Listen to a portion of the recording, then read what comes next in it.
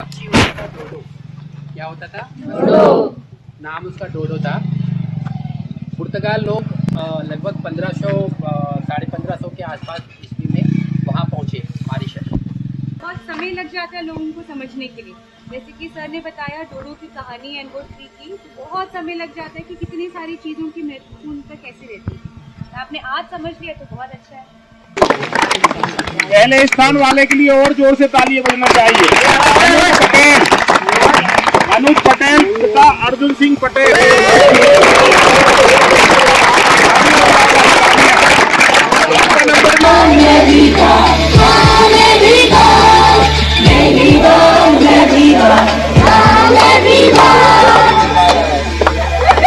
अपनी शक्ति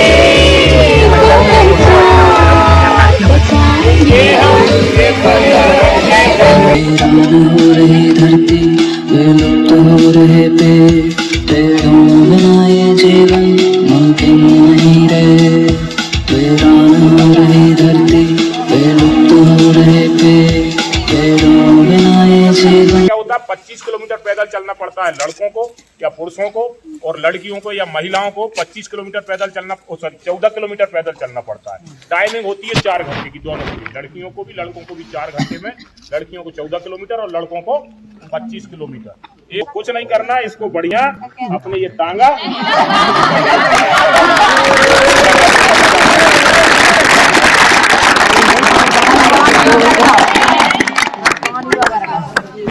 तेंदुआ की बारी। सब मेरी बार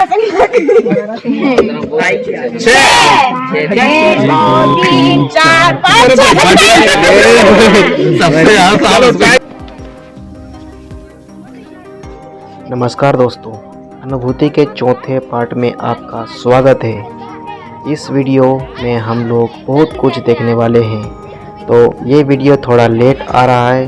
उसका एक रीज़न है कि मेरा जो लैपटॉप था उसमें कुछ प्रॉब्लम आ गई थी, तो एडिट नहीं कर पाया। तो हम लोग इस वीडियो में बहुत कुछ देखने वाले हैं, तो वीडियो में बने रहिए लास्ट तक और एंजॉय कीजिए वीडियो का। पक्षी होता था डोडो। क्या होता था? डोडो। नाम उसका डोडो था।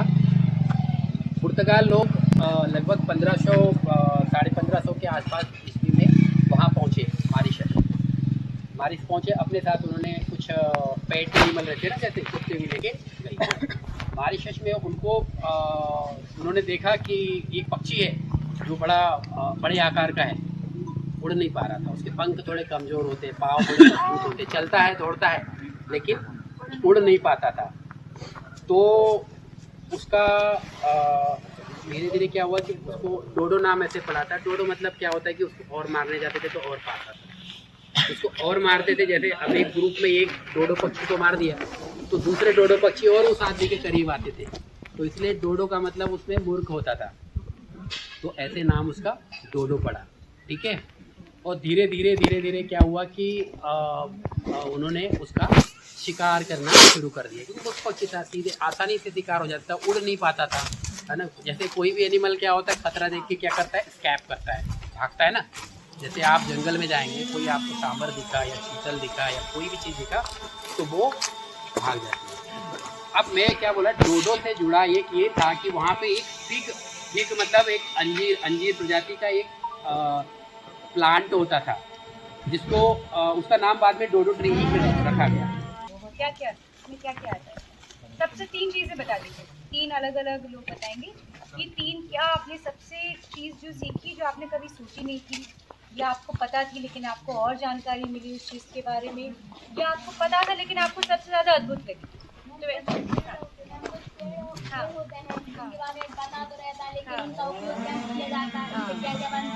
वो नहीं पता था, एंड कभी कभी पता ही नहीं कि ये चीज़ हम यूज़ कर रहे हैं वो पेड़ से आ रही है ना। कितनी सारी चीज़ें हम सोचते हैं कि हमें ठीक करेगा, वो पेड़ से आ रहा है। बहुत अच्छा है।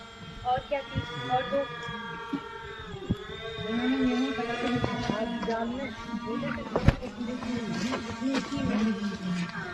बिल्कुल, ये बहुत समय लग जाता है लोगों को समझने के लिए। जैसे कि सर ने बताया डोडो की कहानी एंड वो ट्री की, तो बहुत समय लग जाता है कि कितनी सारी चीज़ों की महत्व उन पर कैसे रहती है। आपने आज समझ लिया तो बहुत अच्छा है। ये भी अच्छा आपने मतलब डोडो की कहानी सबको अच्छी लग गई। डोडो का नाम भी अच्छा लग गया, डोडो की कहानी भी अच्छी लग गई। लेकिन हमें ये इंश्योर करना है कि हमारे कोई डोडो की कहानियाँ कहीं दूसरे कहीं नहीं लेके जाए कि भारत में एक डोडो था जिसको हमने फिर खत्म कर दिया, फिर उसके वजह से, है ना। हमें ये याद रखना है कि हमारे देश से डोडो की कोई कहानी ना बने कि बाहर हम इसको एग्जाम्पल देंगे। डोडो की कहानी हम याद रखेंगे, किसी और के लिए नहीं बनाएंगे। आप भी कुछ कहना चाह रहे थे? हाँ, वो जानवरों के पैरों के निशान सीखे सबसे अच्छा। हाँ, उसमें सबसे ज्यादा मजा आया नहीं आया? जानवर का कौन सा पैर का निशान? शेर का, टाइगर का देखा था? हाँ, तेंदुआ, देखा? टाइगर, और वो कितना पुराना था वो कल का ही था। कल का ही था? हाँ तो पता है ना वो वापस आता है चल के घूम के। हाँ, वो अंकल लोगों ने मतलब एक जगह बना के रखी है उनके पैर के निशान। अच्छा, तो सबने आज वो भी देखा, उसमें तो ऐसे सबसे ज्यादा मजा आया होगा। हाँ, टाइगर का पंजा बच जाता है, मतलब वो बच गया। आइडेंटिफिकेशन भी बताया मैम उनको कि मेल फीमेल में कैसे डिफरेंशिएट करेंगे, अच्छा। लेफ्ट राइट में कैसे डिफरेंशिएट करेंगे, अच्छा। अगला है पिछला है कैसे डिफरेंशिएट आपने करेंगे। बहुत ज्यादा सीख लिया, तो आपने मुझे भी नहीं सिखाया अभी तक। तो हमने सिर्फ देखा है कि टाइगर का पंजा। अच्छा चलिए, तो आपका इतना अच्छा आज समय बीता सबका। तो मैं यहाँ से एक एक करके नाम बुलाऊंगा, जिसका नाम बुलाऊंगा वो आएगा, ठीक है।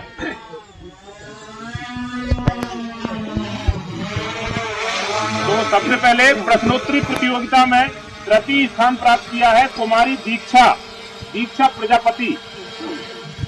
कुमारी दीक्षा प्रजापति प्रश्नोत्तरी प्रतियोगिता में तृतीय स्थान प्राप्त किया।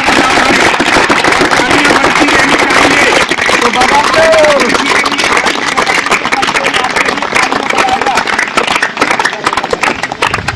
तालियां बजाते रहो।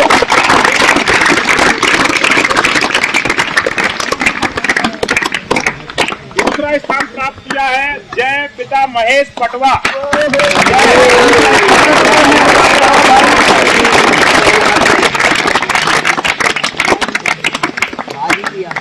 तालियां बजाओ भाई, तालियां। दूसरा स्थान प्राप्त किया है।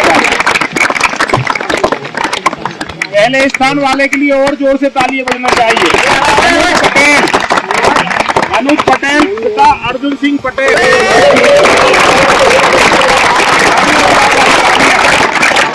नंबर भी आ सकता है, ताली बजाना।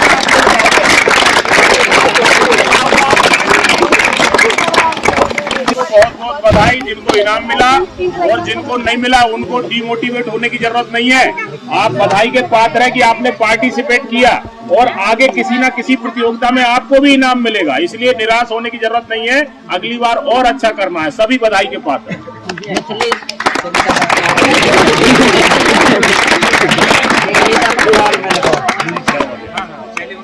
पर्यावरण करवा देना, सब बच्चे तैयार कर देना।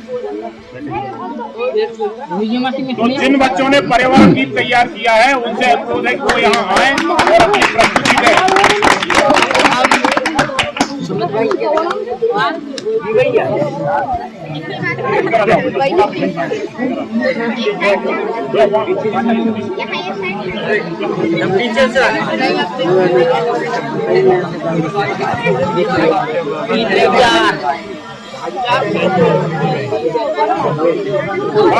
बात नहीं, देखो आपके स्कूल की प्रस्तुति है, बात नहीं करेंगे। पर्यावरण से है जीवन, इसे अपना दोस्त बनाते हैं। चलो मिलकर पेड़ लगाते हैं, चलो मिलकर पेड़ लगाते हैं। जल्दी आओ, जल्दी आओ, आ जाओ बेटा, जल्दी जल्दी आओ, फटाफट आओ जल्दी। सबको इस पे एक्शन करते हुए गाना है। बैठे बैठे खड़े हो जाओ, सब खड़े हो जाओ, जगह बनाओ, जगह लाइन में खड़े हो रहे हो। जंगल का राजा जो सत्यवान है, उसकी दहाड़ में छिपा संदेश के साथ मेरी बात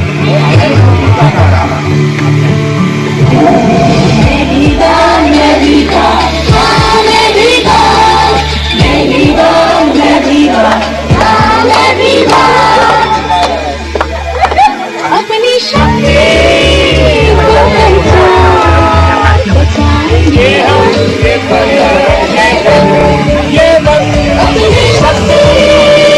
को पहचान, बताएंगे हम पर्यावरण ये वन। मैं भी बात, मैं भी बात, हाँ मैं भी बात, मेरी बात, मैं भी बात, हाँ मैं भी बात, मेरी बात,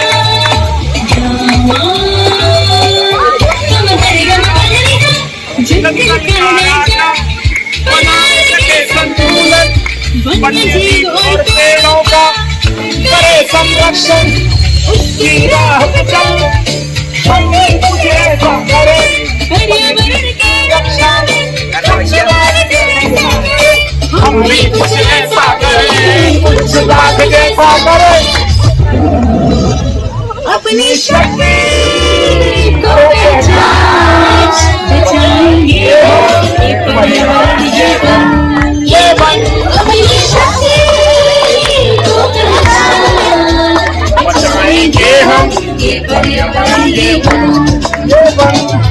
मैं भी बात, मैं भी बात, हाँ मैं भी बात, मैं भी बात, मैं भी बात, हाँ मैं भी बात। सजग रहे संरक्षण करें, मिलकर हम सब शपथ लें, सामान्य जीवन के सिद्धांतों को आओ हम सब अपनाएं।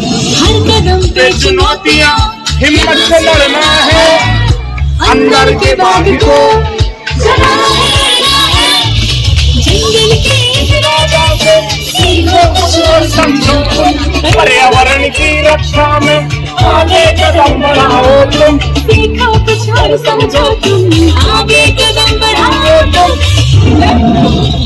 अपनी शक्ति को पहचान, बचाएंगे हम ये पर्यावरण ये वन।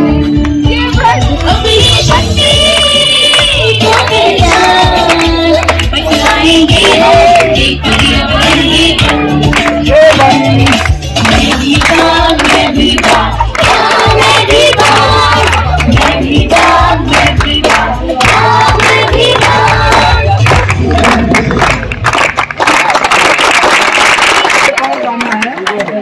इस बार हमारा इस बार का जो थीम है हमें बदलाव, उसका भी एक गाना है, उसमें मिलकर ये गीत गाए, हम हैं बदलाव, नए सूरज को हम लाए, संग संग चलकर हम एक संकल्प आज उठाए, धरती की हरियाली ये कहना हम लौटाए, हमसे ही बदलेगा इस दुनिया का चेहरा, मिलकर लाएंगे लाएंगे नया सवेरा।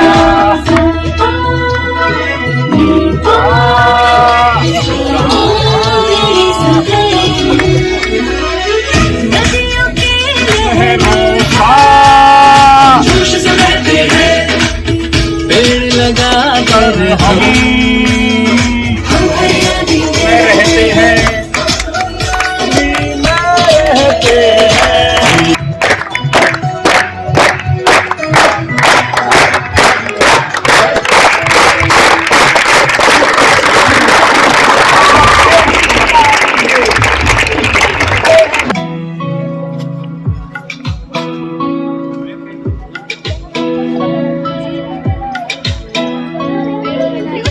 वीरान हो रही धरती, विलुप्त हो रहे पेड़ों बिना ये जीवन मुमकिन नहीं रे। वीरान हो रही धरती, विलुप्त हो रहे पेड़ों बिना ये जीवन मुमकिन नहीं रे। हमें पेड़ लगाना है, दुनिया को बचाना है, हमें पेड़ लगाना है, दुनिया को बचाना है। आओ मिलकर संकल्प करें, हमें पेड़ लगाना है, पर्यावरण में फैली गंदगी को मिटाना है। इस धरती को स्वर्ग बनाना है, इस धरती को स्वर्ग बनाना है। आओ मिलकर संकल्प करें, हमें पेड़ लगाना है, पर्यावरण में फैली गंदगी को मिटाना है।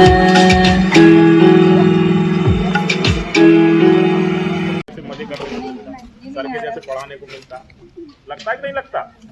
तो हमारे विभाग में क्या पद संरचना है, क्या पदानुक्रम है, वो हम आपको यहाँ प्रैक्टिकली दिखा रहे हैं। आपकी बुक में भी लिखा है, जो बुक आपको दी है, लेकिन हम यहाँ प्रैक्टिकली दिखा रहे हैं, है ना? तो आप यहाँ देखेंगे, एक जन तुम भी खड़े हो जाओ, है ना? तो हमारे विभाग में जो पदों की शुरुआत होती है, सबसे निचला पद है वन रक्षक का पद। उधर जो भैया खड़े हैं शुरू में, आपके गांव के हैं? कौन जानता कि आपके गांव रायखेड़ी के? सर हम जानते हैं। ठीक है ना? तो इनका जो पद है, कंचन जी के बड़े पापा हैं। या मेरा जो पद है या इनका जो पद है, हम दोनों सेम एक ही पद पे हैं और हम साथ में पढ़े, है ना? तो हम वन रक्षक के पद पे हैं। कौन से पद पे हैं? वन रक्षक का पद इस विभाग का सबसे छोटा पद है, उस पद पर हम लोग। यदि हमारे पद पर किसी को भर्ती होना है तो उसके लिए आपको कौन सी पास होना पड़ेगा? 10वीं पास हुए कि नहीं हुए आप? अभी नहीं हो सकते। यदि हो गए होते ना तो भी अभी नहीं हो पाते। क्यों? क्योंकि उम्र भी चाहिए 18 साल। कम से कम कितनी उम्र चाहिए? तो 10वीं पास होना चाहिए। उम्र कितनी होनी चाहिए? 18 साल। तो आप वन रक्षक के पद के लिए अप्लाई कर सकते हैं। इसकी परीक्षा होती है कर्मचारी चयन मंडल के द्वारा, भोपाल में, जिसे व्यापम भी बोला जाता था पहले, व्यावसायिक परीक्षा मंडल, उसके द्वारा इसका एक एग्जाम होगा। यदि उस एग्जाम की मेरिट में आप आ जाते हैं तो फिर आप वन रक्षक के अगले चरण के लिए क्वालिफाई कर जाओगे। मेरिट यदि पास करोगे, मेरिट का मतलब समझते हो? 100 नंबर का यदि पेपर है तो सबसे पहले जिसको 100 नंबर मिलेंगे वो मेरिट में आएगा, फिर 99 वाला, फिर 98 वाला। और मान लीजिए कि किसी परीक्षा में 40 लोगों को भर्ती करना और 40 लोग जो है 95 नंबर तक ही हो गए, तो फिर 94.9 भी किसी के होंगे, उसका भी सिलेक्शन नहीं होगा। इसको मेरिट बोलते हैं। तो यदि आप मेरिट में आते हैं तो आप फिर इंटरव्यू के लिए और फिजिकल के लिए क्वालिफाई कर जाएंगे। तो फिजिकल में क्या होता है? 25 किलोमीटर पैदल चलना पड़ता है लड़कों को या पुरुषों को, और लड़कियों को या महिलाओं को 25 किलोमीटर पैदल चलना, 14 किलोमीटर पैदल चलना पड़ता है। टाइमिंग होती है 4 घंटे की दोनों की, लड़कियों को भी लड़कों को भी 4 घंटे में, लड़कियों को 14 किलोमीटर और लड़कों को 25 किलोमीटर। 167 सेंटीमीटर हाइट होनी चाहिए लड़कों की और लड़कियों की कम रहती है ना, 145 सेंटीमीटर, है ना? 145 सेंटीमीटर यदि हाइट है तो आप उसमें भर्ती हो सकते हैं। ऊपरी आयु सीमा जो शासन के नियम है आरक्षण के, उसके आधार पर ऊपरी आयु सीमा में विभिन्न वर्गों को छूट रहती है। SC, ST और OBC को, सामान्य वालों को ऊपरी आयु सीमा में कोई छूट नहीं होती। फिर यदि आप ये फिजिकल भी पास कर लेते हो, इंटरव्यू भी पास कर लेते हो, तो एक सामान्य सा मेडिकल होता है, और मेडिकल भी पास कर लेते हो तो एक फाइनल जो सूची निकलती है उसमें यदि आपका नाम आ गया तो आप वन रक्षक के पद पर किसी भी जगह आपकी, जहाँ जिस जिले से आपने अप्लाई किया था वहां आपकी नियुक्ति हो जाएगी। कौन से पद पर? वन रक्षक के पद पर। इसके वन रक्षक को हिंदी में वन रक्षक कहते हैं, अंग्रेजी में फॉरेस्ट गार्ड कहते हैं, और आम बोलचाल की भाषा में नाकेदार कहते हैं या नाकेदार साहब कहते हैं, सुना होगा। इसके बाद जो अगला पद है, तो साहब खड़े हैं, एक स्टार लगा के खड़े हैं, इनका पद है वनपाल। कौन सा पद है? वनपाल। हिंदी में वनपाल, अंग्रेजी में फॉरेस्टर, और आम बोलचाल की भाषा में डिप्टी साहब भी कह देते हैं। ठीक है? इनके पद पर यदि भर्ती होना है तो सीधे भर्ती नहीं हो सकते। जो वन रक्षक 12 साल की नौकरी कर लेते हैं और यदि पद खाली है ऊपर के, तो वो फिर अगले पद पे पदोन्नति होती है, प्रमोशन से भरा जाता है। तो प्रमोट होके क्या बन सकते हैं? वनपाल या फॉरेस्टर बन सकते हैं। फिर अगले जो साहब खड़े हैं, कितने स्टार लगाए? तो साहब का जो पद है वो है उप वन क्षेत्रपाल का पद। कौन सा पद है? और हिंदी में वन क्षेत्रपाल हो गया, अंग्रेजी में बोलते हैं डिप्टी रेंजर, है ना? क्या बोलते हैं? डिप्टी रेंजर बोलते हैं। ठीक, इनके साहब के पद पे भी सीधी भर्ती नहीं होती। जो 1 स्टार वाले साहब हैं, जब इनकी यदि 5 साल की नौकरी हो जाएगी और ऊपर पद खाली होंगे तो ये अगले पद पर ये पदोन्नत हो जाएंगे या प्रमोशन हो जाएगा। तो कौन से पद पे आ जाएंगे? उप वन क्षेत्रपाल के पद पे। उसके बाजू में हमारे रेंजर साहब खड़े हैं। साहब का जो पद है वो वन क्षेत्रपाल का पद है। कौन सा पद है? हिंदी में वन क्षेत्रपाल, अंग्रेजी में रेंजर साहब बोलते हैं, रेंज ऑफिसर। क्या बोलते हैं अंग्रेजी में? Range officer. शुरू के जो 3 पद मैंने बताए, वन रक्षक, वनपाल और डिप्टी रेंजर साहब को उप वन क्षेत्रपाल, ये अधीनस्थ वन सेवा के पद है। कौन सी सेवा के? अधीनस्थ वन सेवा के। साहब का जो पद है ये राज्य वन सेवा का पद। साहब के पद पर यदि भर्ती होना है तो इसके 2 रास्ते हैं, या तो वन रक्षक से प्रमोट होते होते तक रेंज ऑफिसर बन जाओ, या फिर रेंज ऑफिसर की सीधी भर्ती हो जाए।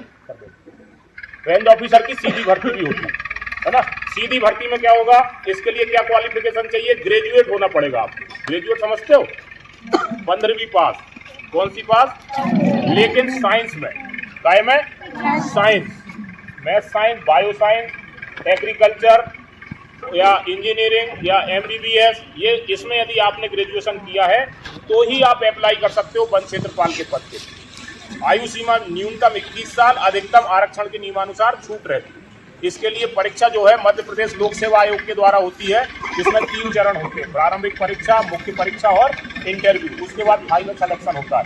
मेडिकल और फिजिकल सेम वही होता है जो वन रक्षक के लिए होता है। 25 किलोमीटर लड़कों के लिए पैदल 4 घंटे में, लड़कियों के लिए 14 किलोमीटर 4 घंटे में। और जो नॉर्म्स मैंने उसके बताए हैं फिजिकल के, बाकी वो सब सेम रहते हैं। ठीक है। फिर उसके बाद अगला पद है, तो हमारे जैसे साहब बैठे हैं, सहायक संचालक महोदय, तो अगला पद है सहायक वन संरक्षक। हिंदी में सहायक वन संरक्षक, अंग्रेजी में ACF शॉर्टकट में बोलते हैं, फुल फॉर्म में असिस्टेंट कंजर्वेटर ऑफ फॉरेस्ट, या आम बोलचाल की भाषा में साहब को SDO साहब बोलते हैं। कौन से साहब?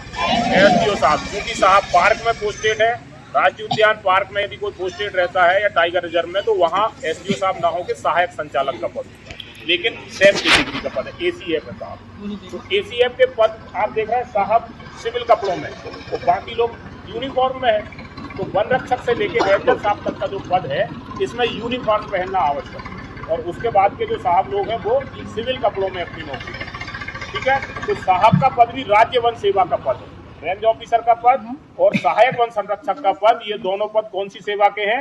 राज्य वन सेवा के। और 2 स्टार वाले साहब से फॉरेस्ट गार्ड तक के जो पद हैं वो अधीनस्थ वन सेवा के पद। फिर उसके बाद साहब से ऊपर का जो अगला पद है वो है उप वन संरक्षक का पद। बुक में भी पढ़ने को मिलेगा, मैं बस जल्दी बता दे रहा हूँ। उप वन संरक्षक या शॉर्टकट में बोलते हैं DCF, deputy conservator of forest, है ना। ये जो पद है ये भारतीय वन सेवा का पद है। इसके लिए भर्ती कौन सी उससे होती है? संघ लोक सेवा आयोग के द्वारा, जो दिल्ली में इसका मुख्यालय है, उसके द्वारा भर्ती होती है। योग्यता वही है जो रेंज ऑफिसर या ACF के लिए, मतलब साइंस में ग्रेजुएशन, न्यूनतम उम्र 21 साल, अधिकतम उम्र आरक्षण के नियमों के अनुसार छूट मिलेगी। इसमें भी 3 एग्जाम होते हैं, प्रारंभिक परीक्षा, मुख्य परीक्षा और इंटरव्यू। लेकिन ये इंग्लिश मीडियम में होता है ये पूरा एग्जाम। भारतीय वन सेवा या अंग्रेजी में इसको IFS कहते हैं, इंडियन फॉरेस्ट सर्विसेज। ठीक है। तो उसके द्वारा DCF के पद पर भर्ती होते हैं। उसके और फिर साहब यदि प्रमोट होंगे तो साहब DCF भी बन सकते हैं, प्रमोशन से भी भरा जाता है। तो रेंज ऑफिसर का पद, ACF का पद और DCF का पद, इन तीनों पदों पे सीधी भर्ती भी होती है और नीचे से प्रमोट होकर जैसे पद खाली होते हैं प्रमोशन से भी भरे जाते हैं। DCF के बाद के जितने पद हैं वो सब प्रमोशन से भरे जाते हैं। तो DCF के बाद जो अगला पद है वो है वन संरक्षक, या शॉर्टकट में CF बोलते हैं अंग्रेजी में, और फुल फॉर्म है कंजर्वेटर ऑफ फॉरेस्ट। तो DCF साहब प्रमोट होकर CF बनते हैं। उसके बाद का जो पद है वो है मुख्य वन संरक्षक, जिसको शॉर्टकट में CCF बोला जाता है, या अंग्रेजी में चीफ कंजर्वेटर ऑफ फॉरेस्ट। तो CF साहब प्रमोट होकर CCF बनते हैं। CCF से जब प्रमोशन होता है तो APCCF बनते हैं। अंग्रेजी में APCCF शॉर्टकट में है और उसका पूरा फॉर्म है additional principal chief conservator of forest, और हिंदी में बोलते हैं अपर प्रधान मुख्य वन संरक्षक। फिर APCCF से जब प्रमोशन होता है तो विभाग का सबसे जो बड़ा पद है, जिसे PCCF बोला जाता है, उस पद पर प्रमोशन होता है।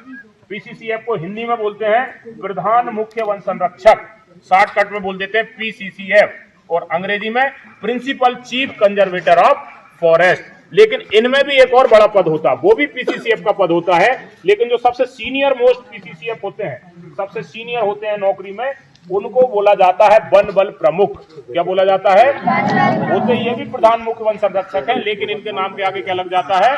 वन बल प्रमुख, या अंग्रेजी में HOFF, head of forest forces. तो आप अपनी योग्यता और अपनी क्षमता के अनुसार जितने पद मैंने बताए, वन रक्षक के पद पर सीधी भर्ती कर सकते हैं आप, रेंज ऑफिसर के पद पर सीधी भर्ती से आ सकते हैं, सहायक वन संरक्षक के पद पर सीधी भर्ती से आ सकते हैं, या भारतीय वन सेवा के थ्रू DCF के पद पर सीधी भर्ती से आप अपनी योग्यता और क्षमता के आधार पर किसी भी पद पर भर्ती हो सकते हैं। वो आपकी काबिलियत पर डिपेंड करता है। सभी के लिए ओपन होता है ये एग्जाम, लेकिन बस शर्त यह है कि जो शैक्षणिक योग्यताएं और जो भी नॉर्म्स है वो आपको फुलफिल करना चाहिए। तो ये हमारे विभाग की विभागीय संरचना है। क्लियर?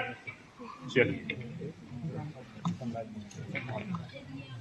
हाँ, अब हम बात करते हैं बेटा मिशन लाइफ की। पिछली बार भी मैंने इस विषय पे चर्चा की थी।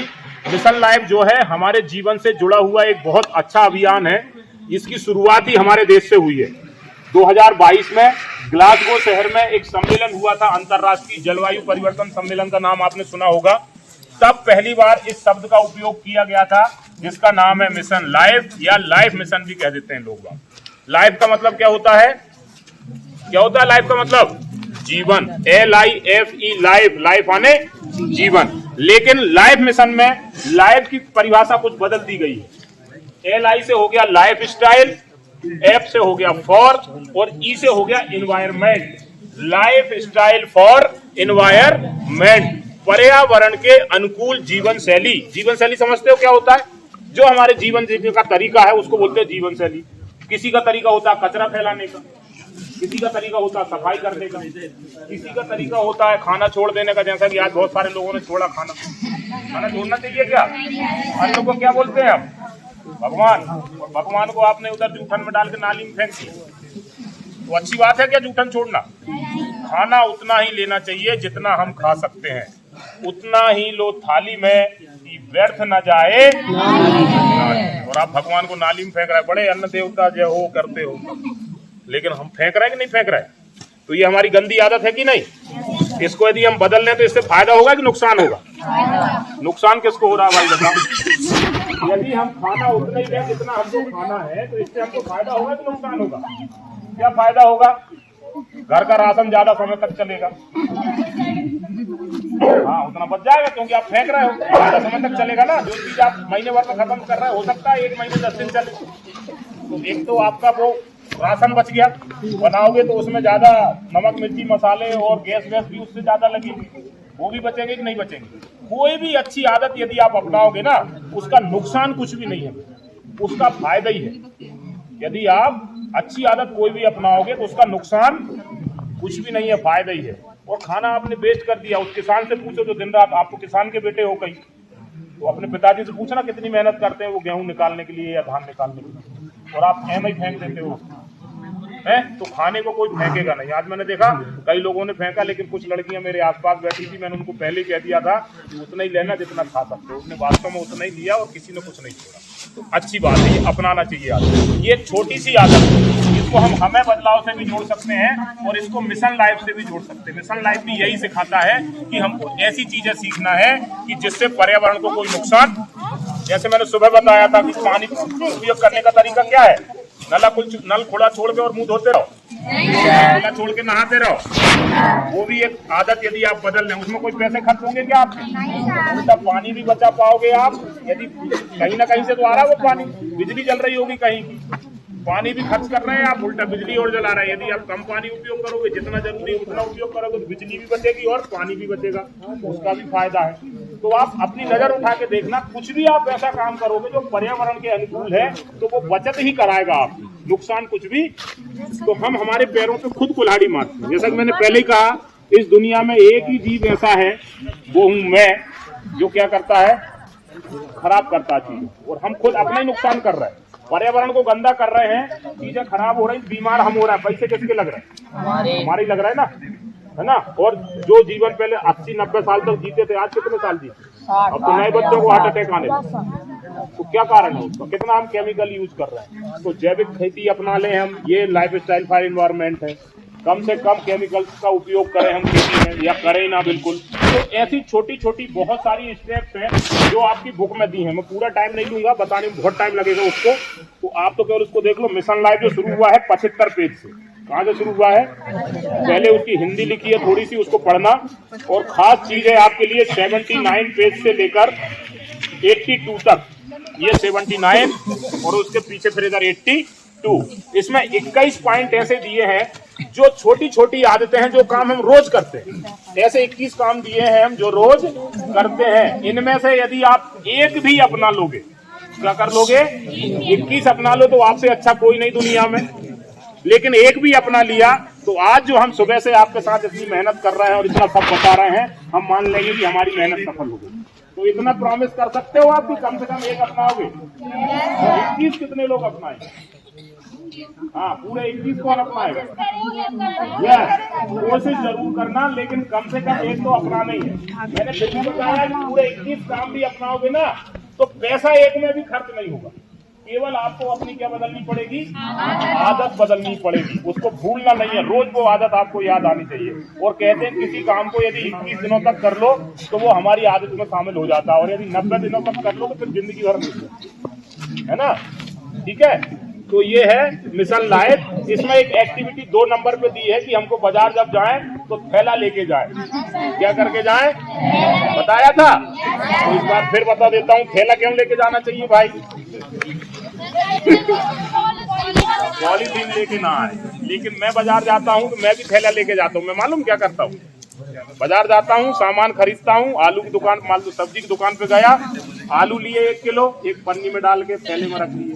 फिर प्याज, लहसुन, धनिया, मिर्ची, भटे, टमाटर जो जो लेना सब एक एक पन्नी में लिए और क्या कर लिए, थैली में रख लिए। और फिर घर आता हूँ और घर लाके छोड़ देता हूँ। सर आपने गलत किया। गलत किया? कितने लोगों को लगता है कि मैंने गलत किया? बाकी लोगों को नहीं लगता क्या? क्या गलत किया? तो मैं अकेला ही ऐसा करता हूँ कि आप लोग नहीं करते? यदि नहीं करते तो बहुत अच्छी बात है। हाँ, यदि आप लोग यदि ऐसा नहीं करते जैसा मैं करता हूँ तो बहुत अच्छी बात है। लेकिन मैं दावे के साथ कह सकता हूँ कि ज्यादातर लोग ऐसा ही करते हैं।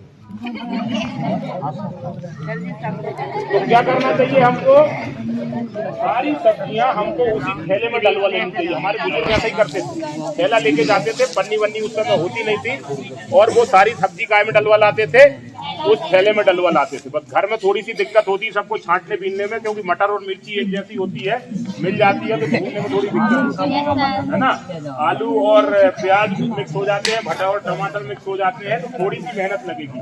लेकिन मेहनत करना कोई बुरा काम नहीं है, मेहनत से हमारा शरीर अच्छा होता है। तो ये भी एक अच्छी आदत है कि मेहनत करना चाहिए। ठीक है, तो आप ये कर सकते हैं। अब कहोगे सर हम भूल गए थैला, फिर क्या करें? हाँ, है ना। तो यदि भूल गए तो आजकल लड़कियां मुंह पे स्कार्फ बांध के चलती, बिना स्कार्फ के कोई लड़की नहीं मिलेगी स्कूटी चलाती हुई। ऐसे ही लड़के स्टाइल मारने के लिए गमछा आजकल रंग बिरंगे है ना, इसके पास रुमाल है।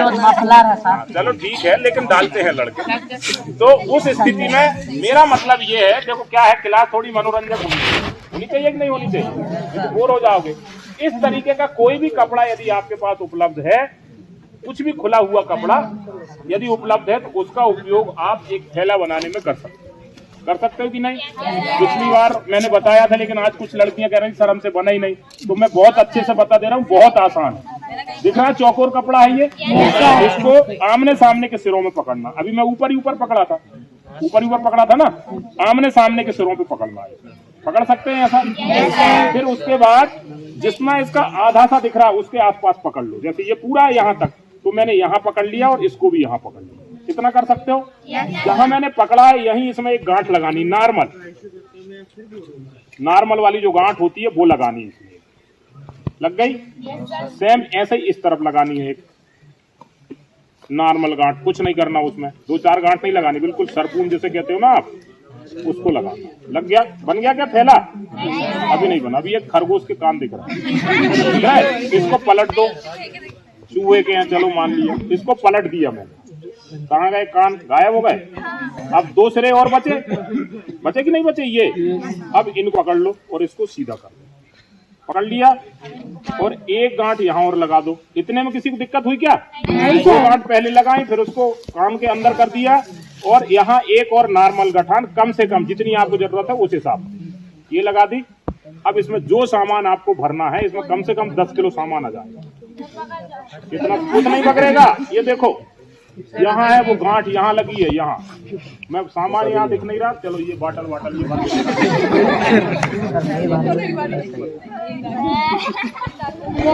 ये प्रमाण पत्र भी रख देता हूँ।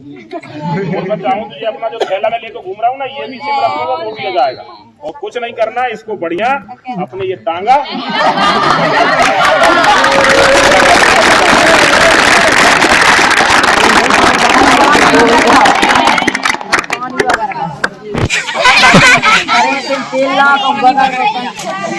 ढक्कन करना लगा के लेके आना। होटल वाले गिरेगा होगा तो किसी भी थैले में से गिरेगा, इसी में तो गिरेगा।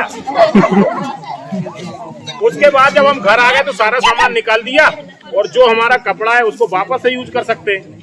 यदि गंदा हो जाएगा तो मैं हमारी मैडम से कहूंगा मैडम जरा इसको धो दो, तो गंदा नहीं हुआ तो वैसे यूज कर लूंगा।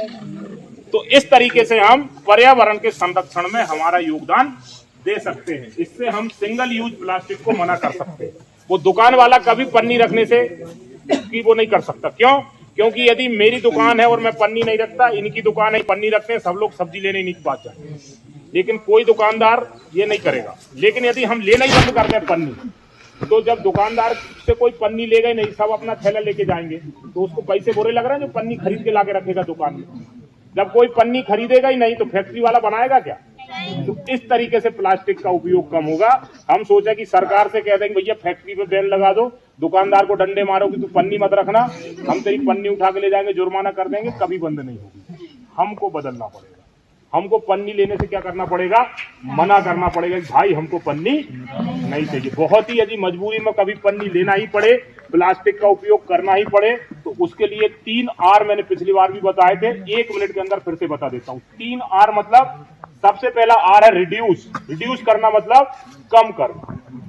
प्लास्टिक का उपयोग हमको क्या करना है? एक तो करना नहीं है, यदि करना भी पड़े तो क्या करना है? कम से कम करना है। कम से अब हमने कर लिया, प्लास्टिक हमारे घर में आ गया, तो फिर एक और R आ जाए। जब हमने एक बार ले लिया प्लास्टिक का कुछ भी, तो फिर उसको रीयूज करना है, बार बार यूज करना है उसको। क्या करना है? तो पहला R हो गया रिड्यूस, दूसरा R हो गया रीयूज, मतलब उसको क्या करना है? बार बार यूज करना, फेंकना नहीं है एक बार डिस्पोजल में। फिर अब हमने बार बार यूज किया तो खराब हो जाएगा वो, तो फिर एक और R आ जाएगा, उसे बोलते हैं रिसाइकिल। रिसाइकिल करना मतलब क्या होता है? एक प्रकार के प्लास्टिक से कोई दूसरी चीज बना देना। कबाड़े वाला आता है आपके मोहल्ले में, घर में, गांव में, तो उसको कुछ चीजें देते हैं हम, वो पैसे से खरीद के ले जाता, क्या करता होगा उसका? उसको रिसाइकिल करके वो कोई दूसरी चीज बन जाती है उससे। तो इस तरीके से वो प्लास्टिक या उस प्रकार का जो भी वेस्ट मटेरियल है वो प्रकृति में ना जाके उसका फिर से कोई दूसरा उपयोग हो जाता है। तो इस तरीके से हमको प्लास्टिक के साथ डील करना पड़ेगा, तब कहीं जाके हम प्लास्टिक कचरा दुनिया से कम कर पाएंगे। हम 150 करोड़ की आबादी हमारी है, एक एक पन्नी भी कोई यदि रोज यूज कर रहा है तो 150 करोड़ पन्नियां जो है वो हम रोज यूज कर रहे हैं। कर रहा है कि नहीं कर रहा है? तो ऐसी छोटी छोटी आदतों के बारे में हमको जागरूक करने के लिए ही मिशन लाइफ चलाया गया है। और यदि आप इनमें से कुछ भी आदतें अपनाते हैं तो आप कहलाते हैं प्रो प्लानेट पीपल P3। क्या कहलाते हैं? Pro planet people P3, pro planet people. ऐसे लोग जो इस ग्रह की भलाई के बारे में सोचते हैं। प्लानेट मतलब ग्रह, प्रो मतलब पहले से किसी चीज को, मतलब 2 प्रकार के उपचार होते हैं, एक तो हम बीमारी आने ही ना दें, और एक फिर जब बीमार हो जाए तो इलाज करा लो। तो ये प्रो जो है वो बीमारी ना आए उसके पहले की प्रक्रिया है कि हम ऐसा काम ही मत करो कि हमको बीमारी हो। तो हमको ऐसे पीपल बनना है कि ग्रह जैसा है वैसा चलता रहे, ऐसे पीपल, तो वो कहलाएंगे प्रो प्लानेट पीपल। ठीक है, अब हमारा एक और शानदार गेम बचा है। गेम तो 2 और थे लेकिन टाइम कम है तो उनको स्किप कर देंगे। एक और शानदार गेम है आप लोगों के लिए जो आपको वन संरक्षण के प्रति जागरूक करने की प्रेरणा देगा, और यदि आप कुछ गलत काम करते हैं तो उसके क्या दुष्परिणाम होंगे वो भी बताएगा, है ना। तो 4 ग्रुप बना लो, 2 लड़कियों के और 2 लड़कों के, और यहाँ 4 ग्रुप में खड़े हो जाओ फटाक से। उसी को कप्तान बनाएंगे। 4 लोग उतार लो, एक इधर से, एक इधर से, एक इधर से, एक इधर से। शांत रहो, बात नहीं करो। गोटी कहाँ भाई? गोटी चलो देखो, गोटी ला रहे। चारों टीमों से थोड़ा गैप बना, टीम का पता चले। एक टीम ये हो गई, इससे कप्तान हो जाएगा।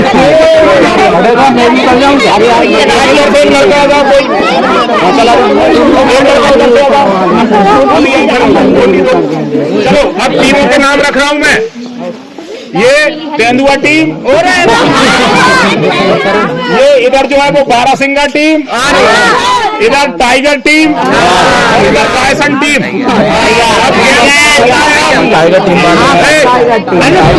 गेम शुरू होता है।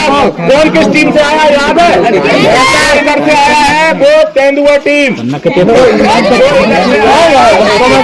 बारासिंगा टीम। जो इधर से आया है वो टाइगर टीम, तेंदुआ की बारी। सब में मेरी 12 से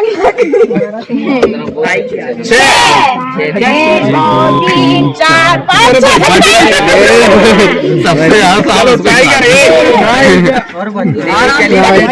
2 मत चलो 2 3 4 चलो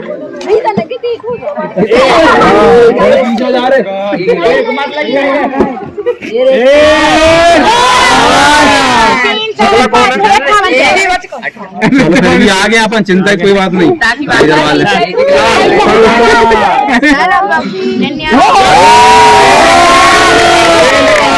क्या किया इनने? झंडा लगा दिया, जाल फेंक दिया या क्या लगा दिया? जानवर को मार दिया इनने लगा के। कहाँ पहुंच गए?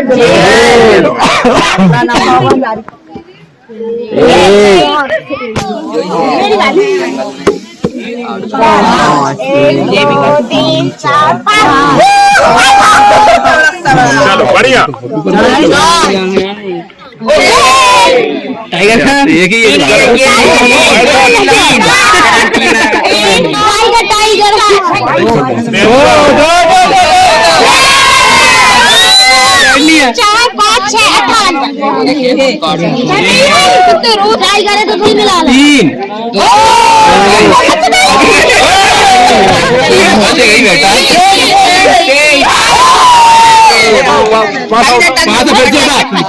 चार रखो, 4 3 लाना था टाइगर। फैशन ये उल्टा क्यों आ रही है? तू गलत खेल रही उल्टी आ रही है। चलो 3 चलो हो गया। 3 अगला किसका नंबर? तेलुआ।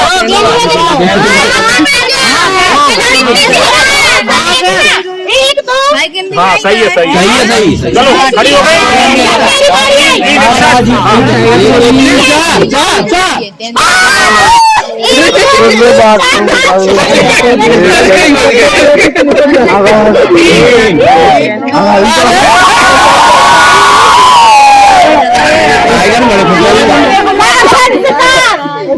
क्या शिकार कर लिया इनने?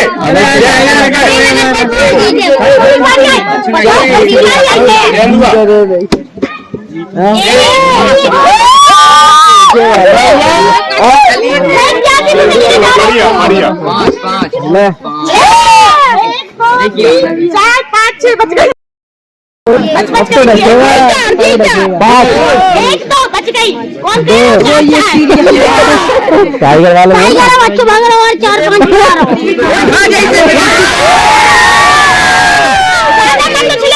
पीछे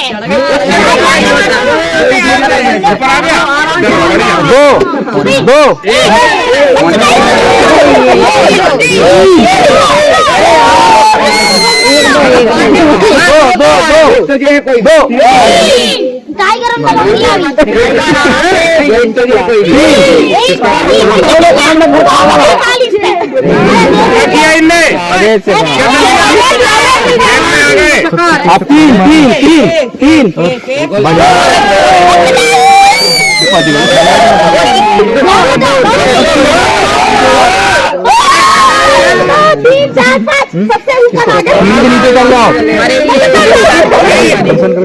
अरे बनने वाली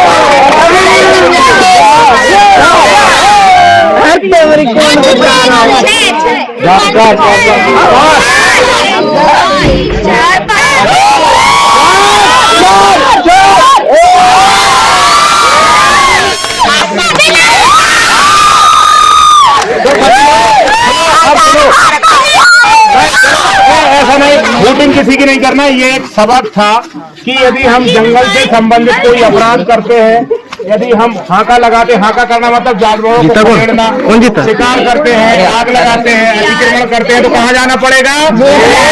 ऐसा कोई काम करना वो वाली चीज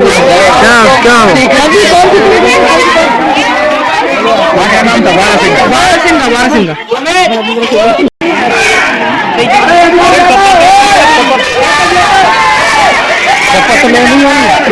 लौटा के लाओ उनको।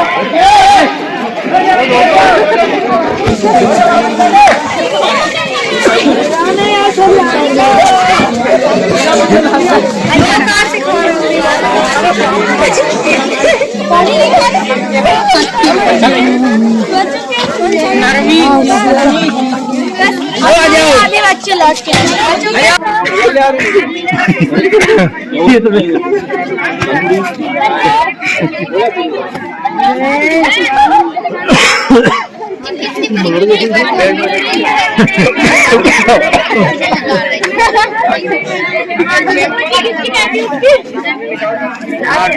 कभी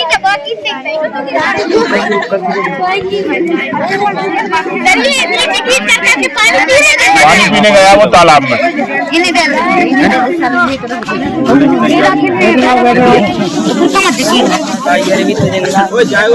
और बचे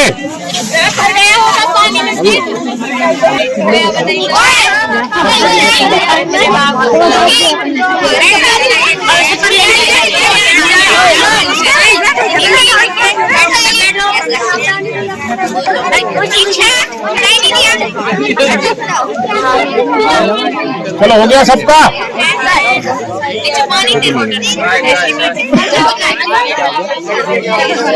अरे यार मैंने सफल करवा लेंगे तो यार सफल करवा लेंगे। हाँ चाय बात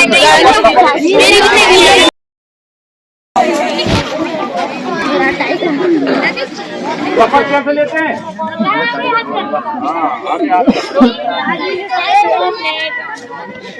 कौन सा हाथ आगे करेंगे?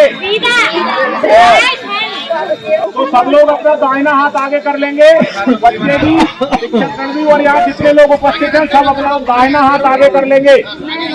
मैं यहाँ से बोलूंगा, आप लोग दोहराएंगे उसको अपने अनुसार। जो लड़के हैं वो लड़कों के हिसाब से दोहराएंगे, लड़कियां लड़कियों के हिसाब से दोहराएंगी। बात नहीं है ना?